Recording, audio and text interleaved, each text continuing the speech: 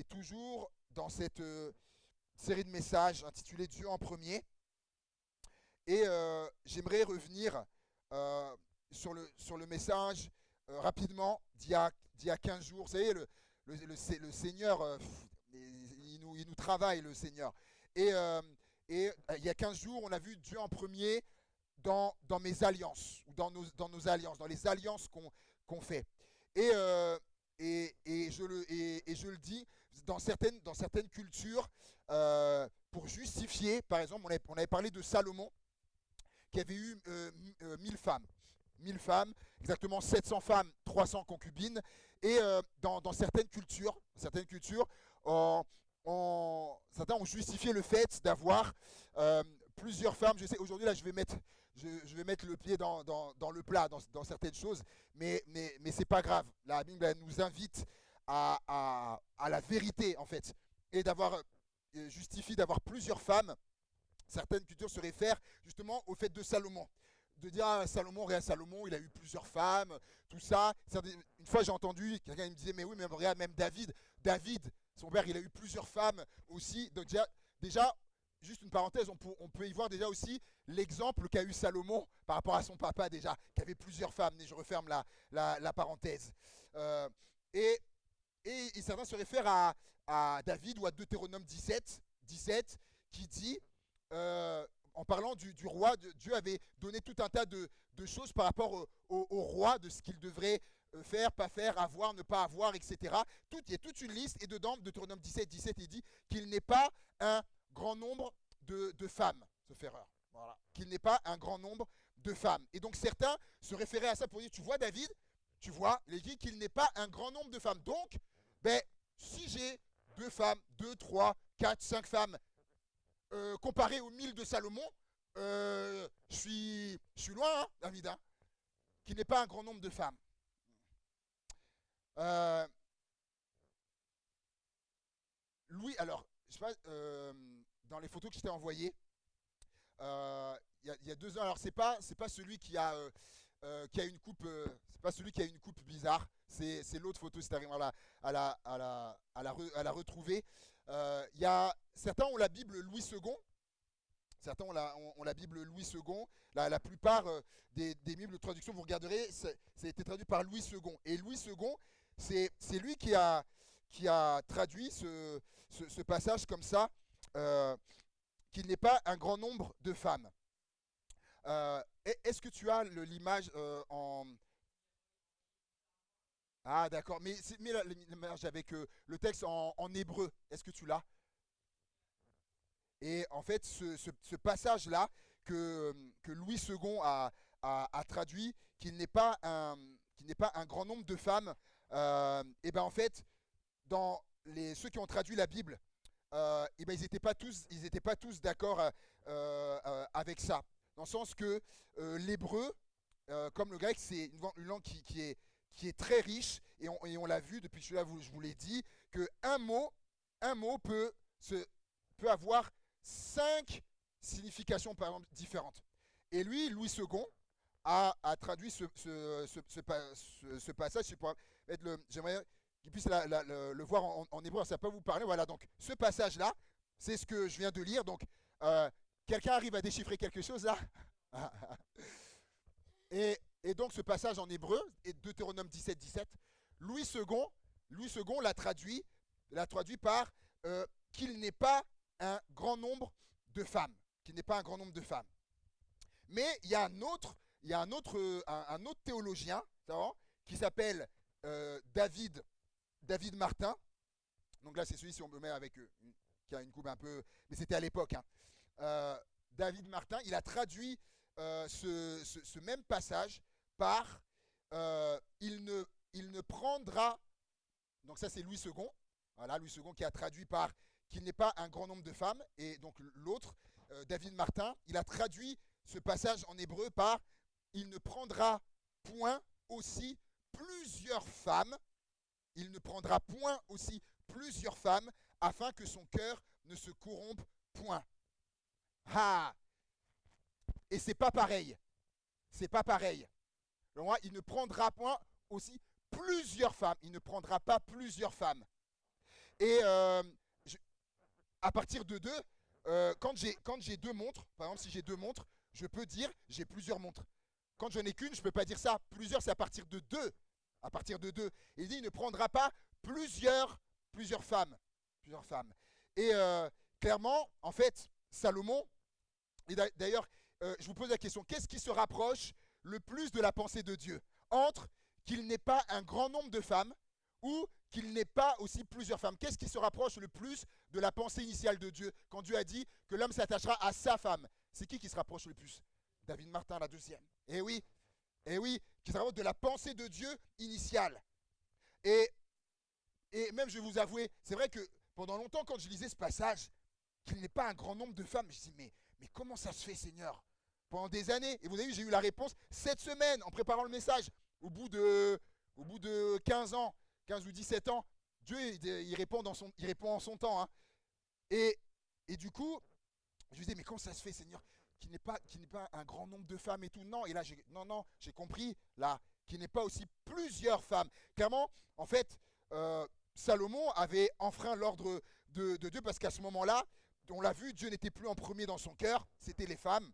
Et plus également, c'était voilà, de la politique aussi, pour avoir la paix. Il a fait ses alliances avec tous ces pays pour qu'il ne lui fasse pas la guerre, comme ça il était en paix avec tous ces pays. Donc il a fait des alliances aussi. Mais Salomon va tirer des leçons. Dans Proverbe 5,18, Proverbe 5,18, Salomon va dire que ta source soit bénie, fais la joie de la femme de ta jeunesse. Ah, c'est Salomon hein, qui parle. Eh ouais, Proverbe 5,18, que ta source soit bénie, fais ta joie de la femme. Ah là là, de la femme de ta jeunesse. Pourtant, il en a eu 1000. Et dans Ecclésiaste, chapitre 9, une autre version dit, jouir de la fille que tu as épousée. Ecclésiaste 9, 9. Ecclésiaste 9, verset 9. Là, Salomon, il est à la fin de sa vie. Lorsqu'il écrit l'Ecclésiaste, il est à la fin de sa vie. Et regardez ce qu'il dit. Jouis de la vie avec la femme. Avec la femme. Oh là là, avec la femme que tu aimes pendant tous les jours de ta vie de vanité, etc. Jouis de la vie avec la femme. Il est à la fin de sa vie. Il réalise que c'est ça. Et oui, que c'est ça. Il revient à ce que Dieu a dit au départ. Il a réalisé que toutes ces femmes, ce qu'il y avait, c'était n'importe quoi. Et on peut dire que il s'est passé quelque chose dans son cœur. Il s'est passé quelque chose dans son cœur. Et à la finale, c'est ça l'important. La Bible dit, vaut mieux la fin d'une chose que son commencement. Il s'est passé quelque chose dans son cœur. Ok. Et j'aimerais vous parler de ça ce matin. De ce qu'il y a dans le cœur. On a vu dimanche dernier, Dieu en premier dans nos cœurs, dans notre cœur.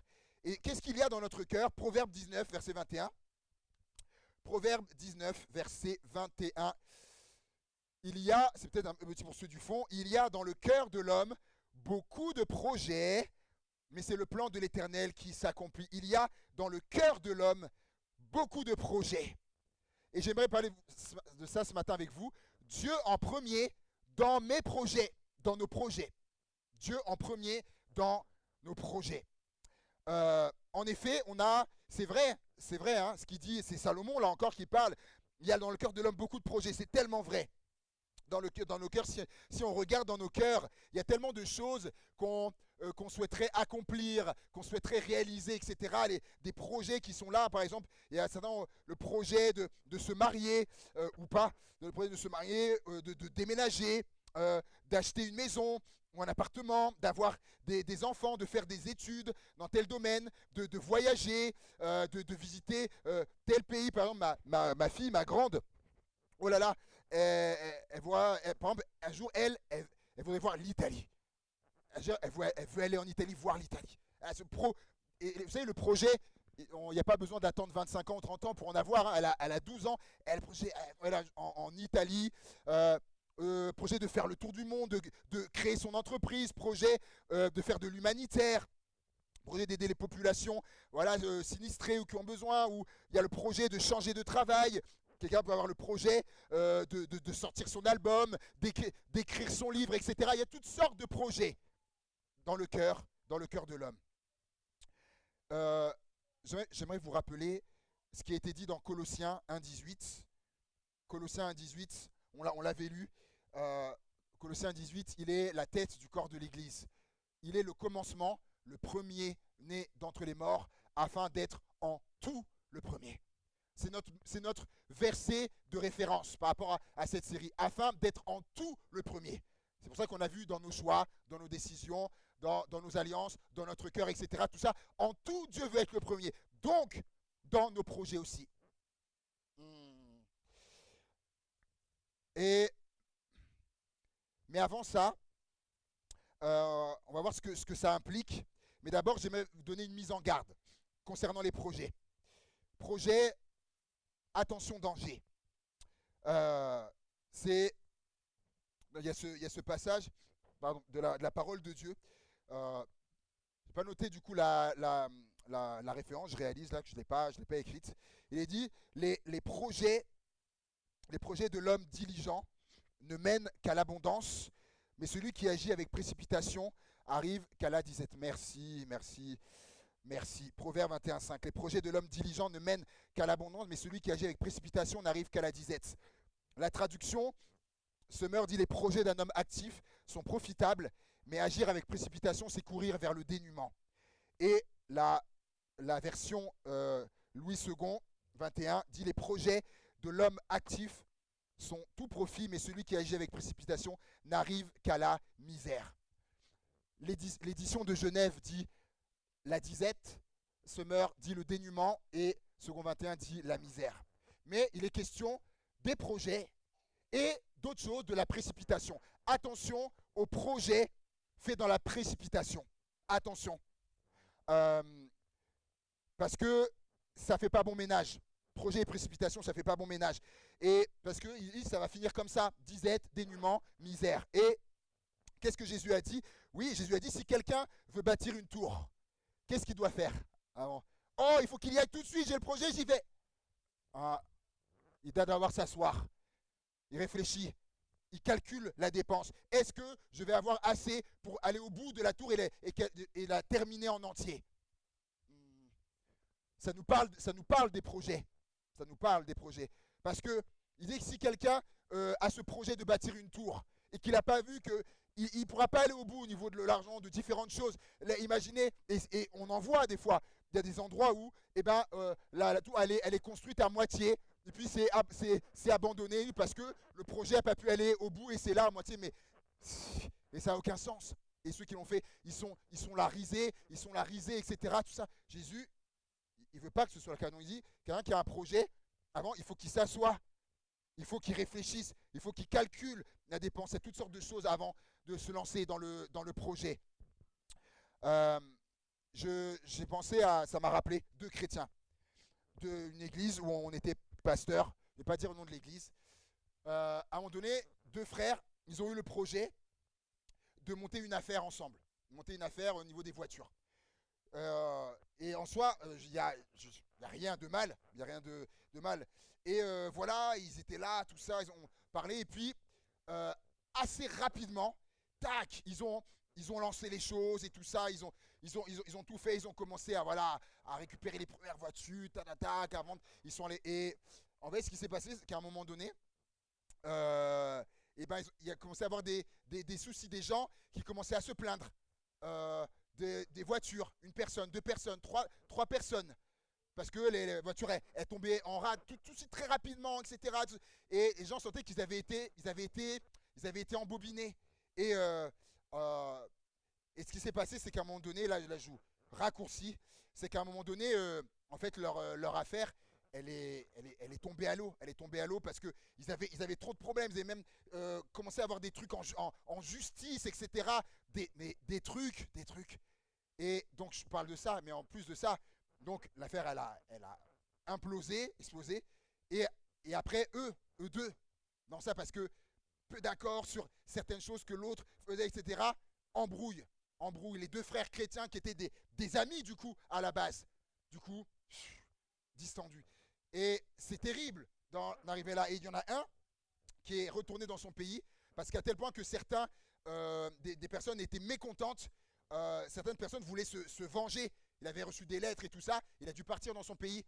Ça fait des années et pour plus jamais remettre le pied en France.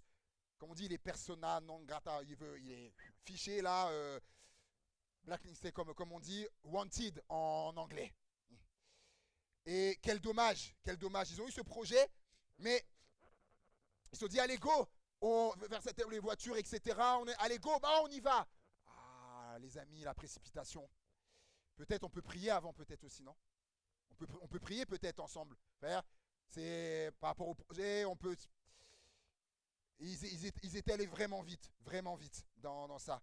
Et je me rappelle, et du coup, dans la même église, ma femme, à un moment donné, est approchée par une chrétienne de l'église qui avait un projet d'ouvrir un restaurant. Parce qu'à la base, ma femme, elle est l'hôtellerie-restauration, après pâtisserie, et donc de monter un restaurant, etc. Tout ça, elle lui en parle et tout.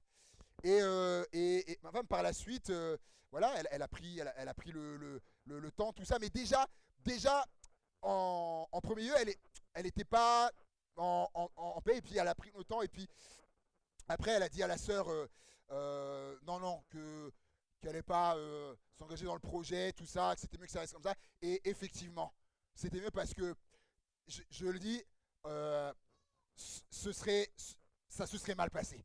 Clairement, ça se serait mal passé. Et donc, il y a des projets comme ça, il y a des projets, voilà, il faut aussi que Dieu soit en premier. Des fois pour que les relations aussi restent bonnes. Et qu'est-ce que la Bible nous recommande alors? Proverbe 16.3. Proverbe 16.3 nous dit, recommande tes œuvres à l'Éternel et tes projets se réaliseront. Version parole de vie dit, confie au Seigneur ce que tu fais et tes projets se réaliseront. Et second dit, recommande à l'Éternel tes œuvres et tes projets réussiront. Réussiront, très intéressant. Et c'est intéressant parce que le verbe recommander, c'est un mot en hébreu dans le texte original qui signifie littéralement, ça veut dire faire rouler, en fait, faire rouler. Et c'est quand on y réfléchit, c'est intéressant. En fait, c'est rattaché, vous avez vu, donc là en haut, ils ont traduit par recommande et le traducteur de vie a traduit par confie. En fait, recommander, donc qui veut dire faire rouler, c'est comme si ton projet, tu le fais, en fait, tu le prends et tu le fais rouler, et tu l'emmènes, en fait, tu l'emmènes vers Dieu, en fait, tu l'emmènes vers Dieu et tu le lui confies. Et tu le lui confies. Vous voyez, l'idée c'est ça, recommander à Dieu ton projet. Dans l'image de l'hébreu, c'est ça. Et par rapport à cette notion-là, c'est que si nous voulons que Dieu accomplisse la deuxième partie, c'est-à-dire que nos projets se réalisent. Si on veut que ça se réalise, la deuxième partie du verset, il faut que nous, qu'on fasse la première partie. Il faut qu'on les lui recommande. Il faut qu'on les lui confie. Ça, c'est une première chose. Mais comment ça se passe? C'est que le fait de lui confier ça, c'est relié, en fait, comment dire ça, à la volonté de Dieu. Pendant la Sainte Seine, j'ai lu ce passage où Jésus dit, non pas ce que je veux, mais ce que tu veux. C'était, vous savez, la croix, c'était le projet de Dieu. C'est le projet de Dieu. Non pas ce que je veux, mais ce que tu veux, Seigneur. Ton projet à toi. Tu amènes, tu le confies, Seigneur, il y a cette dimension-là. Seigneur, ta volonté, pas la mienne, ta volonté, Seigneur. Et j'ai noté ceci, lorsque nos projets s'alignent sur la volonté de Dieu, c'est le succès garanti. Je répète, lorsque nos projets sont alignés, donc il y a la volonté de Dieu, et nos projets sont alignés à la volonté de Dieu au bout, c'est le succès garanti. Il le dit, les projets se réalisent, les projets réussissent. Est-ce que ça intéresse quelqu'un que ces projets réussissent? Est-ce que ça intéresse quelqu'un? Il n'y a que moi que le projet réussisse. Eh bien, Salomon est clair. Il dit, recommande-les au Seigneur, confie ça au Seigneur, recommande à l'Éternel, au Seigneur. Pourquoi je dis ça? Parce que des fois, on peut voir des gens qui vont recommander en premier, ils vont recommander leur projet à leurs proches, par exemple. Je recommande à qui? À mes proches, à mon patron, à mon ami, je recommande à qui? À mon pasteur, etc. Non, non, à qui? Recommande à l'Éternel tes œuvres. Confie au Seigneur, c'est lui en premier. Et pour être concret, comment ça peut se passer? Par exemple, si je recommande à mes, euh, à mes proches, par exemple à mes proches, et ce projet, admettons, euh, mes proches me disent, waouh, ah ouais, ah ouais, ton projet est trop bien. Le projet que tu as là, trop bien. Mais que Dieu, mais que Dieu lui n'est pas, Dieu lui n'est pas dedans, ça va capoter. Et, et à l'inverse, admettons, parce qu'il faut être équilibré, à l'inverse, ton projet, tes proches, peu importe, proches, amis, patron, amis, comme j'ai dit, et ben tes proches te disent euh, le projet que tu as, c'est pas un bon projet. Ils te disent ah non, on le sent pas ton truc. Ça peut être le cas, ça peut être aussi vrai, mais ils te disent oh ton projet, non, on le sent pas, c'est pas un bon projet, laisse tomber, laisse tomber, etc. Mais que Dieu lui, il t'a donné le feu vert. Il m'a dit que Dieu lui t'a donné le feu vert. Je vais donner un exemple après. Et bien si tu recommandes ça à tes proches qui te disent oh lâche l'affaire, ton projet c'est pas alors que Dieu lui t'a ouvert la voie et t'a donné le feu vert, tu vas passer à côté d'une grande bénédiction, voire de l'opportunité de ta vie. Et je connais quelqu'un à qui c'est arrivé. Pas qu'il est passé à côté, heureusement, heureusement. C'était dans le cas, il va et il présente son projet à sa maman. Il va, je connais, il va et il présente un projet qu'il avait à sa maman. Et sa maman lui dit non, c'est pas une bonne idée. C'est pas une bonne idée, c'est pas un bon projet. Parce qu'à ce moment-là, voilà, il vivait toutes sortes de galères. Et du coup, la maman, elle a vu avec le prisme de la maman qui disait non, déjà, sors-toi de tes galères. Il y a ça, c'est ça d'abord, le projet que tu as, non, ça, le tire un trait dessus. Et en fait, ce qu'il a fait, c'est que donc sa mère disait c'est pas un bon projet, mais lui, il avait une conviction. Il avait une conviction et le truc c'est que lui, il faut savoir que quand il raconte, Dieu avait vraiment conduit, Dieu avait conduit vraiment pour ce projet. Dieu avait pourvu alors il avait pas les sous. Il n'avait pas les sous, des gens lui ont donné les sous pour le projet, donc il avait les sous, Dieu a pourvu, il y avait tout ça. Et donc, et alors, il y a ce qu'a dit sa maman, mais il a dit, je vais m'en référer à ce que Dieu a fait. Je recommande à l'Éternel. Et bien mes amis, son projet là, son activité, son projet, et ben son projet après s'est déployé en France et dans d'autres pays également. Vous voyez, recommande ton activité et tes projets seront affermis. C'est une autre traduction encore de ce passage. Mais comment je lui recommande au Seigneur? Proverbe 16, 21.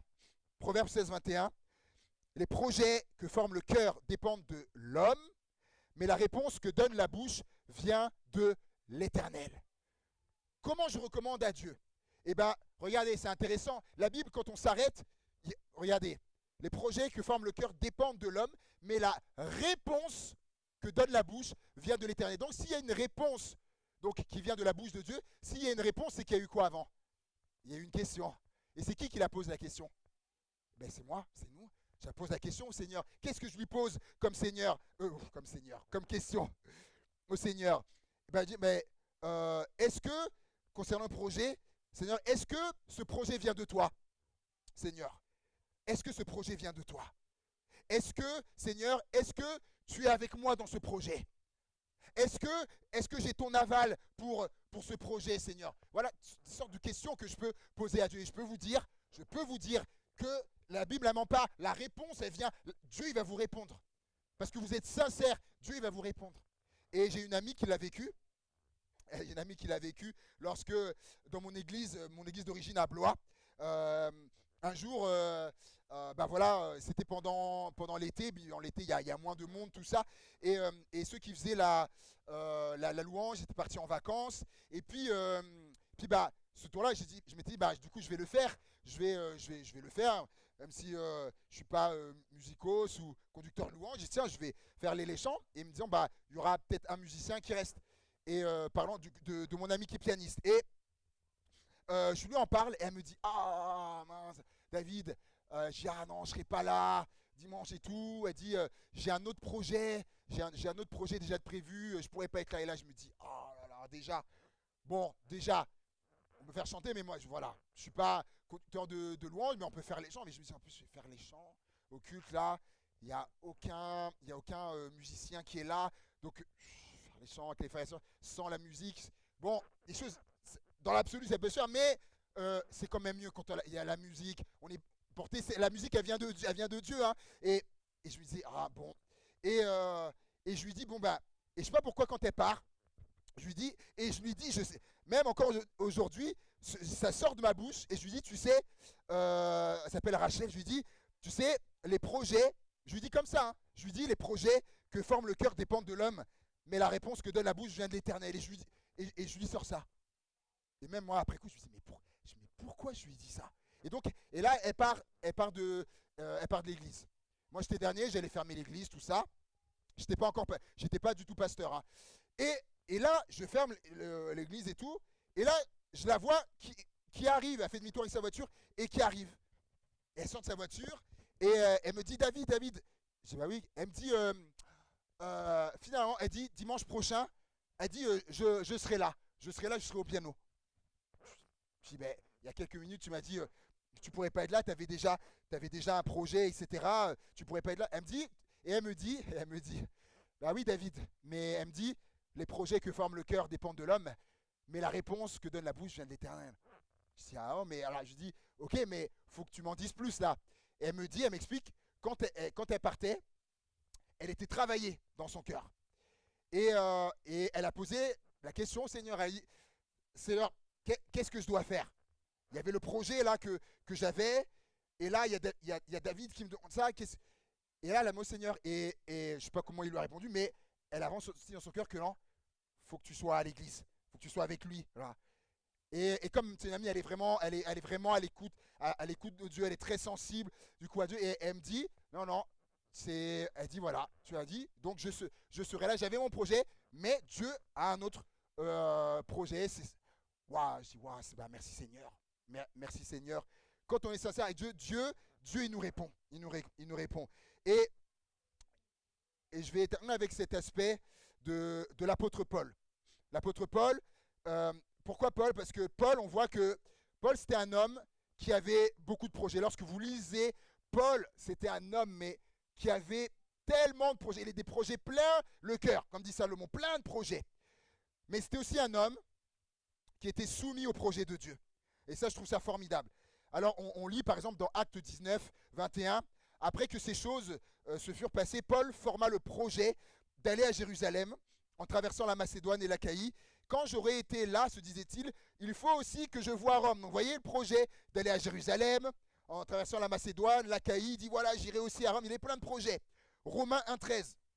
Je ne veux pas vous laisser ignorer, frères, que j'ai souvent formé le projet d'aller vous voir afin de recueillir quelques fruits parmi vous comme parmi les autres nations, comme j'en ai été empêché jusqu'ici. Paul, donc un homme qui avait des projets, et je ne sais pas si vous êtes comme ça, ou vous connaissez des gens qui ont plein de projets. Je connais une amie à nous qui a plein de projets. Voilà, donc elle a donné des cours de danse. Elle fait également, elle fait des sacs à main. Elle a le projet aussi. Un jour, elle voudrait aussi réaliser des films chrétiens. Entre tout ça, elle chante. Ils ont voilà aussi un projet de CD avec son époux. Elle a plein de projets, plein de projets. Paul avait plein de projets pour le royaume de Dieu, annoncer la parole là où personne ne l'a fait. Et un jour, donc il va avoir le projet d'aller annoncer la parole en Asie. Et nous lisons dans Actes 16, 6, je vais lire pour vous. ayant été empêché, acte 16:6, ayant été empêché par le Saint-Esprit d'annoncer la parole dans l'Asie, ils traversèrent la Phrygie et le pays de Galatie. Arrivés près de la Mysie, ils se disposaient à entrer en Bithynie, mais l'Esprit de Jésus ne le leur permit pas. Ils franchirent alors la Mysie et descendirent à Troas. Pendant la nuit, Paul eut une vision. Un Macédonien lui apparut et lui fit cette prière: passe en Macédoine, secours-nous. Après cette vision de Paul, nous cherchâmes aussitôt à nous rendre en Macédoine, concluant que le Seigneur nous appelait à y annoncer la bonne nouvelle. Amen. À un moment donné, Paul donc, a le projet d'aller annoncer la parole en Asie. Si on pourrait mettre la photo, alors, ouais, voilà, de celle-là, merci. Qui sont celles de votre gauche. Voilà, donc il était ici, voilà, la Phrygie, la Galatie, etc. Il était tout là, entré en Bithynie, et à chaque fois, il trouve des portes fermées, portes fermées, portes fermées, portes fermées, portes fermées. Et donc là, l'Asie, donc celle de votre gauche, voilà, il y a marqué Asie, toute cette partie-là, c'était la partie de l'Asie. Et donc porte fermée sur porte fermée, porte fermée sur porte fermée. Et vous savez,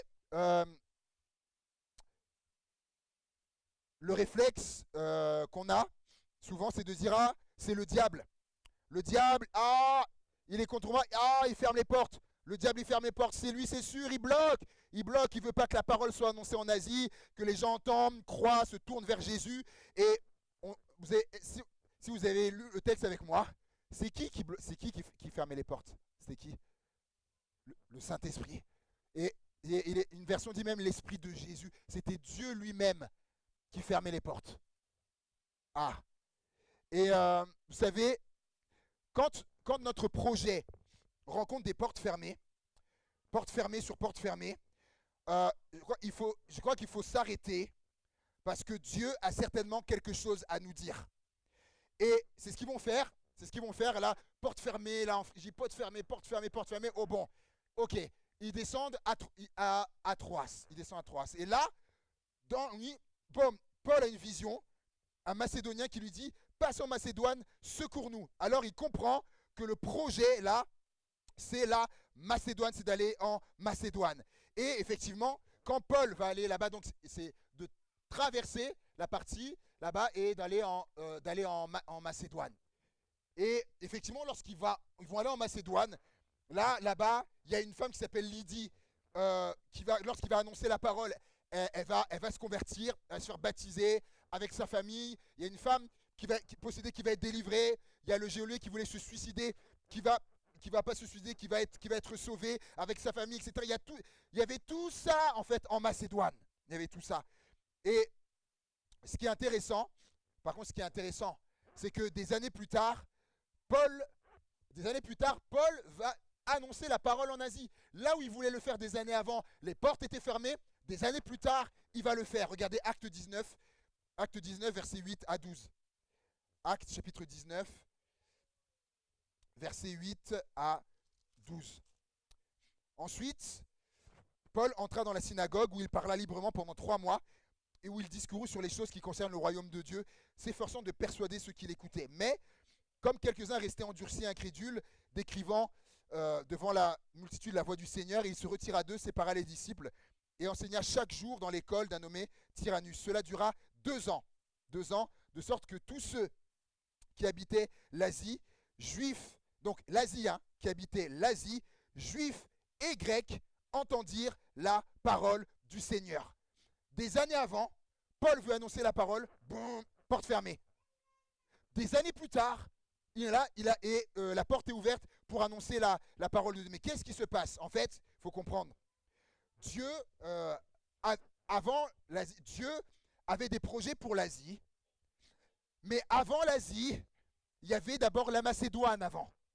Et c'est ça qu'il faut comprendre, c'est que, en fait, un projet que tu as peut être bon, mais c'est pas pour le moment, c'est pas pour tout de suite, c'est pour plus tard. Et vous savez, Dieu, pour ceux qui sont dans le monde du travail, où il y a ce qu'on appelle des gens dont le poste, c'est des porteurs de projets. Dieu, c'est un porteur de projet. C'est le plus grand porteur de projet. Jérémie 29, 11 nous dit: en effet, moi, Dieu parle, en effet, moi, je connais les projets que je forme sur vous.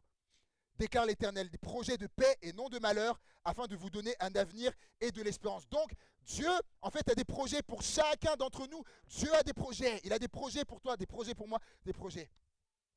Et, et pour ceux qui ont le métier de porteur de projet, il faut savoir que lorsqu'ils ils ont des projets, le porteur de projet, il doit faire ce qu'on appelle un rétro-planning. C'est-à-dire, ils ont le projet de faire ça à tel moment. Et donc, il dit que, OK, 2 mois avant, une semaine avant, il y a ça. 2 semaines avant, 3 semaines avant, il y a ça. Un mois avant, on fait ça. C'est ce qu'on appelle un rétro-planning. Et en fait, Dieu, c'est pareil. Il y avait le projet de l'Asie, mais avant, il y avait la Macédoine d'abord. Et dans nos vies, des fois, c'est comme ça. On a un projet, oui, un projet peut être bon, mais avant, il y a quelque chose que tu dois faire et que tu dois vivre avant. Il y a un autre projet que Dieu a avant. Et donne cet exemple de ces chrétiens qui avaient le désir d'aller en Asie. Voilà, aller en Asie. Alors lui, le mari, il était nouvellement converti, je venais de le baptiser, et il me demande à l'entretien, le couple, et ils me disent, voilà, on a le projet, on veut aller en Asie. Et là, quand ils me disent ça, en moi, il y a un truc qui, ça va pas. Et on parle et je leur dis, c'est bien, mais je pense que c'est pas pour le moment. Je pense que c'est pas maintenant. Et pour moi, voilà, lui, il venait juste de se faire baptiser, il y avait tout un tas de choses. Et puis, voilà, en ce moment, il n'y avait pas la paix. Et alors, lui a bien reçu la chose, mais je me rappelle, oh là là, je me rappelle, elle a pas aimé. Elle a pas du tout aimé, je me rappelle. Mais c'est pas grave. Moi, en tant que pasteur, et après, les gens, ils sont libres, hein, ils sont libres. Et ce qui s'est passé, c'est que ils ont fait les démarches pour aller en Asie. Ils ont fait toutes les démarches, tout ça, tout. Rien ne s'est ouvert. Rien ne s'est ouvert. Toutes les portes fermées pour aller en Asie. Et donc, voilà, ils sont restés là. Je ne suis pas allé leur dire, ah, vous voyez, non. Voilà, les portes fermées. Et ce qui s'est passé, c'est que, entre-temps, lui, on lui octroie un emploi en CDI. Chose qu'il souhaitait depuis des années. Hop, du coup, il a le poste qu'il volait depuis des années, dont il rêvait. Ok. Et c'est intéressant parce que des années plus tard, quelques années plus tard, on était déjà parti de l'église où on était là-bas. Et il y a, je vois sur Facebook, je vois leurs photos et je lui dis tiens, mais ils sont où? Et je rentre en contact avec lui et il me dit ouais mais ça y est, il dit on est en Asie, on est en Asie.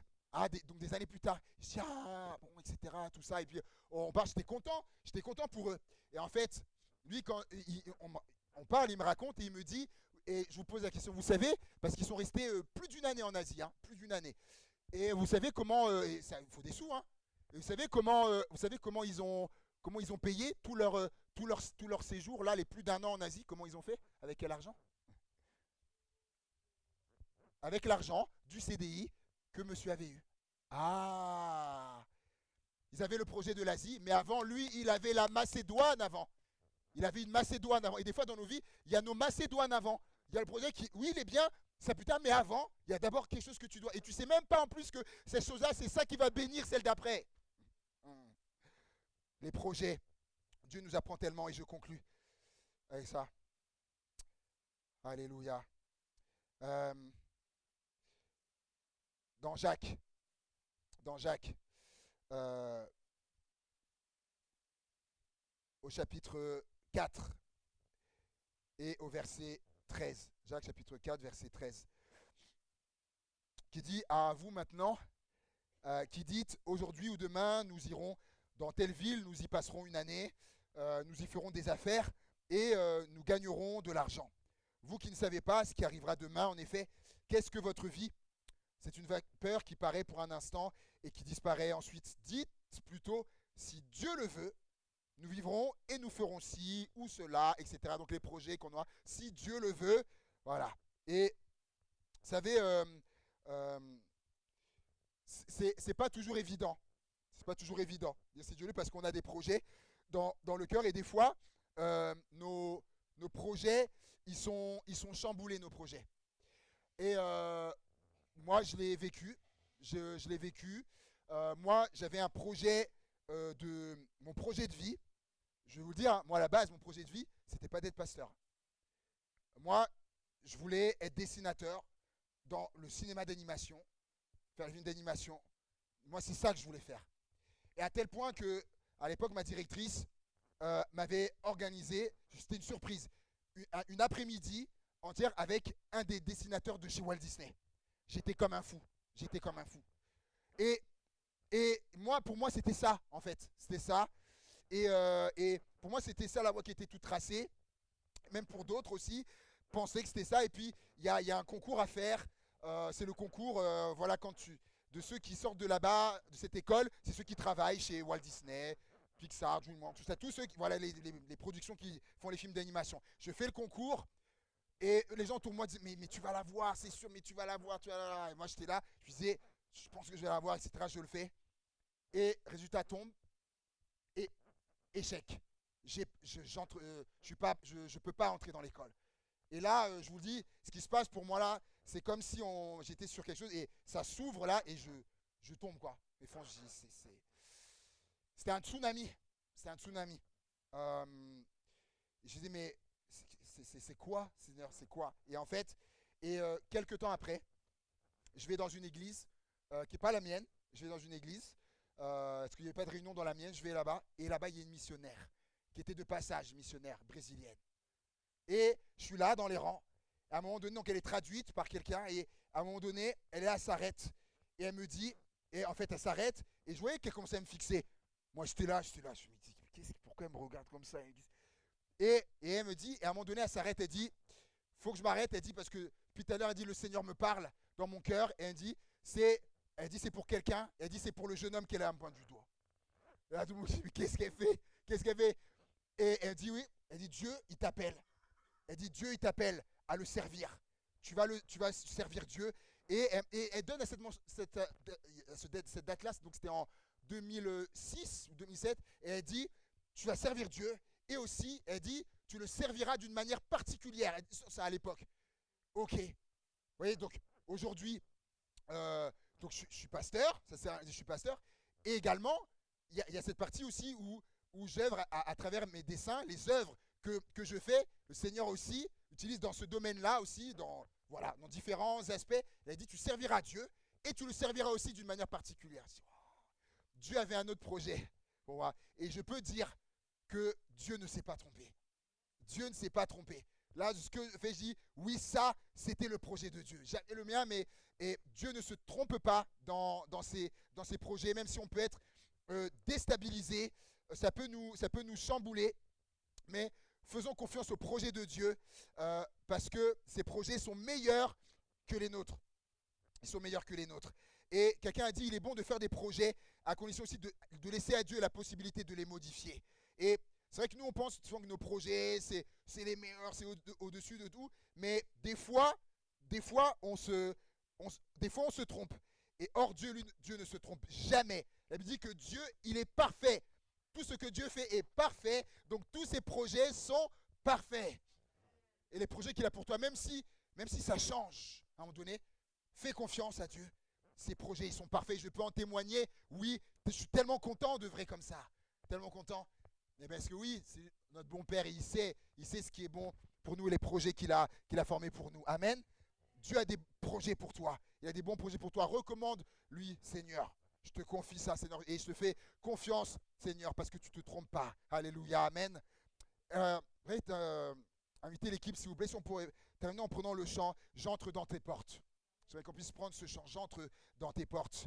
Et alors qu'on va prendre ce chant, pour terminer ces moments, d'avoir, comment dirais-je, à l'esprit, le chant dit j'entre dans tes portes, j'entre dans tes parvis, mais que puissiez aussi avoir cette pensée, Seigneur, je crois qu'avec toi, Seigneur, j'entre dans tes projets, Seigneur. J'entre dans tes projets, mon Dieu. Tes projets, pour moi, qui sont merveilleux, Seigneur, mon Dieu. Alléluia. Et j'aimerais vous inviter à vous lever, si vous voulez bien. Et comme je termine en prenant ce chant. Et j'entre J'entre dans tes portes parce que oui, finalement, c'est ce que je disais. C'est relié aux portes aussi, les projets. Portes fermées, portes ouvertes, mais les projets que Dieu va avoir pour toi, tu vas voir. Dieu va ouvrir ses portes. Dieu va ouvrir les portes. Il va ouvrir la porte. Alléluia. Pour ton projet. Pour ton projet. Peut-être qu'il sera différent, mais tu vas voir. Dieu va ouvrir la porte. Pour dire, Seigneur. Et dis alors au Seigneur, quand il va le faire, Seigneur, ok, eh bien j'entre. Je te fais confiance. C'était peut-être différent de ce que j'avais pensé. Et Seigneur, j'entre dans tes projets. J'entre dans tes projets. Alléluia.